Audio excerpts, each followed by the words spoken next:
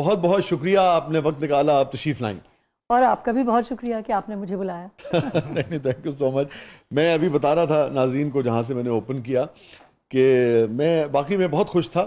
میرے خیال میں شاید ہی میں اس کے بعد اس نوعیت کی ایکسائٹمنٹ مجھے ہوئی ہو. کام روٹین بھی بن جاتا ہے آپ کے لیے، اور وہ رول اس لیے بھی اہم تھا کہ ایک ایسی خاتون جو کہ جوانی میں بیوہ ہو جاتی ہیں اور پھر کس طریقے سے وہ ایک نئے سفر کا آغاز کرتی ہیں، وہ میرے لیے بڑا اہم رول تھا. مجھے یاد ہے جو بات میں اس وقت کہنا چاہتا تھا. بڑا ہی خوبصورت ڈرامہ تھا، اور مجھے بڑی خوشی ہے کہ آج ہم پھر مل رہے ہیں اتنے عرصے کے بعد، اور مجھے وہ سارا وقت یاد آ رہا ہے. وہ وقت جب مجھے آہن کے لیے کال آئی اور مجھے طارق معراج صاحب نے بلایا، خالد حفیظ صاحب کا آفس تھا، اور وہاں میں گئی. وہاں پہ ایک ینگ سا لڑکا، تو پھر میں نے ان سے پوچھا کہ اس کا رائٹر کون ہے؟ تو انہوں نے کہا یہی تو ہے. میں تو شوق میں چلی گئی کہ اتنا ینگ لڑکا اور اس نے ایسا زبردست ڈرامہ لکھ لیا. ماشاءاللہ اٹ واز اے بیوٹیفل پلے، اور مجھے وہ کام کر کے اتنا مزہ آیا کہ میں آج تک ہر جگہ کوٹ کرتی ہوں اس ڈرامے کو، کیونکہ اس میں مجھے ایسے ایکسپیرینسز ہوئے جو شاید زندگی میں کبھی نہ ہوتے ہیں. اس میں یاد ہوگا تمہیں وسیع کہ اس میں ڈاکٹر کا کیریکٹر کیونکہ تھا، تو اس میں سرجن بھی تھی، اس میں ٹیچر بھی تھی. تو بڑا مزے کا ایکسپیرینس ہے کہ اس میں مجھے کہا گیا کہ آپ جو اسسٹ کریں گی سرجری. میں تو گھبرا گئی، میں نے کہا میں اور سرجری؟ تو انہوں نے کہا نہیں ہم نے پرمیشن لے لی ہے اور آپ جا کے ان کو وہ کریں. تو ان کا سی سیکشن تھا، اور میں نے باقاعدہ سب کچھ کیا، کٹ بھی لگایا، سٹچز بھی لگائے، سب کچھ کیا. اور پھر وہ بیبی ہوئی تھی ان کی، وہ میرے ہاتھ میں آئی وہ بیبی. تو اتنی زبردست فیلنگ تھی کہ میں بتا نہیں سکتی. اس وقت میں اپنے آپ کو واقعی ڈاکٹر ہی فیل کر رہی تھی.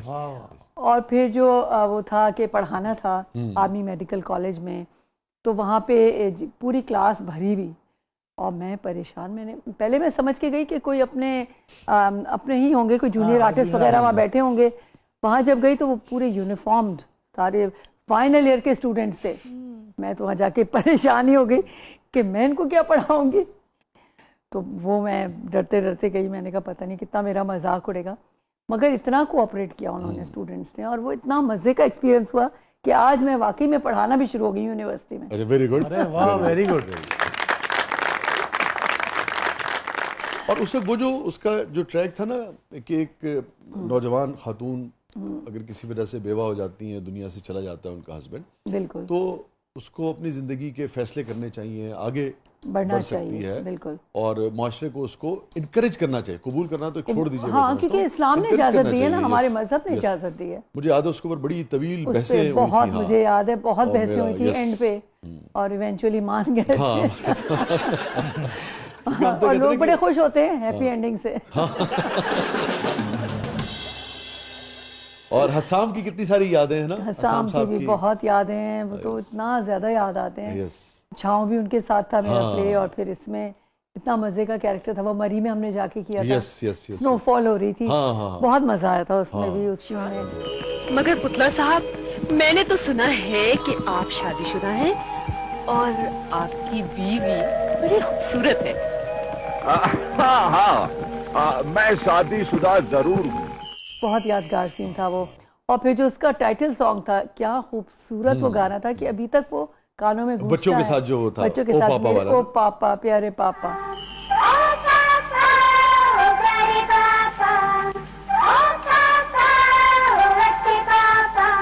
پھر اس کی جو خاص بات ایک تھی جو مجھے بہت پسند ہے، جو تمہاری ایک اس میں نظم تھی، کاش میں تیرے حسیات کا کنگن ہوتا. بیوٹیفل. آج میں سنوں گی. میں ضرور آپ کی خدمت میں پیش کروں گا، مگر ابھی تو ہم آپ سے بہت کچھ سننا چاہ رہے ہیں نا. ضرور. تو اب چونکہ 35 برس ہو گئے آپ کو تقریباً کام کرتے. 40. میں نے تو خود احتیاطاً کم کیا تھا. میں نے کہا یہ نہ ہو گیا. میں بڑی پراؤڈلی ایکسیپٹ کرتی ہوں یہ چیز. ہاں ٹھیک ہے، الحمدللہ. بہت طویل عرصہ ہے، 40 سال تک.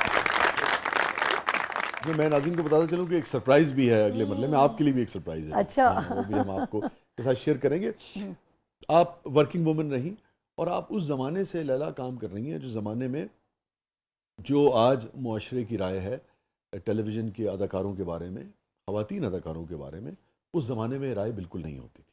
آج بھی مختلف طرح کی رائے پائی جاتی ہے. منفی رائے آج جتنی پائی جاتی ہے اس زمانے میں اس سے کم از کم بھی 200 گنا زیادہ تھی. بالکل ٹھیک ہے, کیسے آپ مینیج کرتی تھیں؟ بالکل وہ صحیح. دور کیسا تھا؟ صحیح کہا ہے, کیونکہ اس زمانے میں تو یہ ٹابو تھا نا کہ شوبز کو لوگ اچھا نہیں سمجھتے تھے, اور سمجھتے تھے کہ جو شوبز میں ہے تو وہ صحیح نہیں ہوگی لڑکی.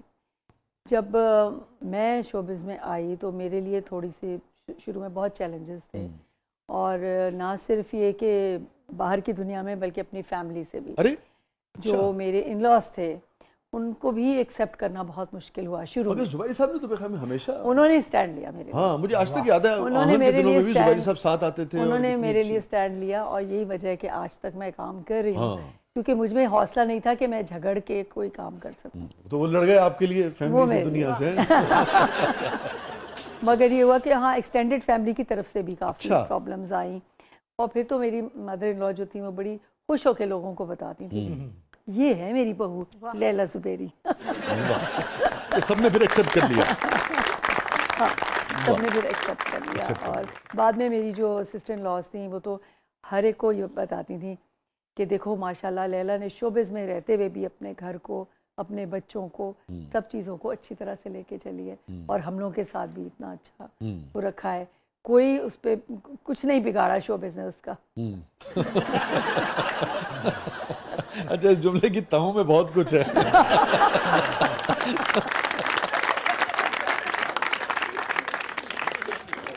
ہم نے طارق صاحب کو بہت خوش, آپ دونوں کو جسے کہتے ہیں لوی ڈوی دیکھا, بہت احترام کے ساتھ, بہت محبت کے ساتھ, اور پھر کیریئر کو بھی مینیج کرنا, اس میں بھی کوئی کسی قسم کا ڈپ نہیں آیا. ہر اچھی جگہ اچھی پرفارمنس, جو اچھے پروڈکشن ہاؤسز تھے ان کے ساتھ آپ نے کام کیا, اور پھر بچیاں آپ کی بہت, آپ نے انہیں اچھا پڑھایا لکھایا, گروم کیا.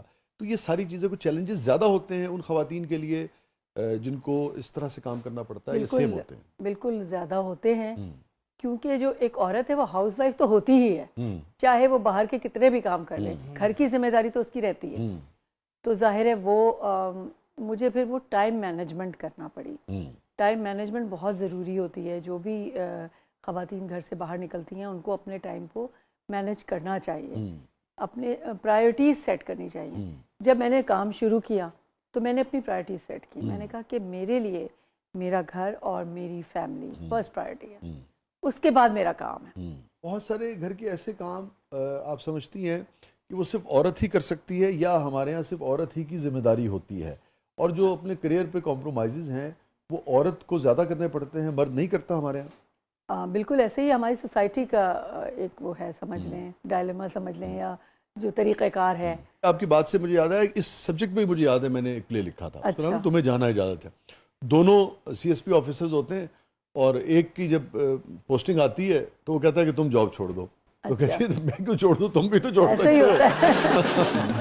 ہاں بالکل ہوتا ہے ایسا, ہمارے یہاں ایکسپیکٹ یہی کیا جاتا ہے, کیونکہ ہمارے یہ سمجھا جاتا ہے کہ جو مرد ہے ہی از دا بریڈ ارنر, وہی ہے جو کمانے والا ہے. تو عورت جو ہے اس کا تو بس ایسے ہی ہے کام, کر رہی ہے تو کر رہی ہے, نہیں کر رہی تو ٹھیک ہے کوئی بات نہیں, گھر بیٹھے گی, گھر دیکھے گی, گھرداری کرے گی, بچے پالے گی. تو یہ عورت سے ایکسپیکٹ کیا جاتا ہے. اس وجہ سے شاید ہمارے یہاں معاشرے میں اسی طرح ہوتا ہے. باہر آپ دیکھ لیں, باہر کے ملکوں میں تو سب برابر کا ہوتا ہے, کیونکہ اس کے کریئر کی بھی تو ایک اہمیت ہے نا. اس نے بھی تو ایفرٹ ڈالی ہے, اس نے بھی اس میں وقت دیا ہے, بالکل, اور اس کی بھی ایک اپنی شناخت ہے, اس کی وہ دنیا بھی ہے جس میں اسے سروائیو کرنا ہے. اور اس دنیا میں اگر وہ پیچھے آ جائے گی تو اس کے اندر بھی تو ٹوٹ پھوٹ ہوگی نا, کہ یار میں نے ایک کام میں اتنی محنت کی اور اب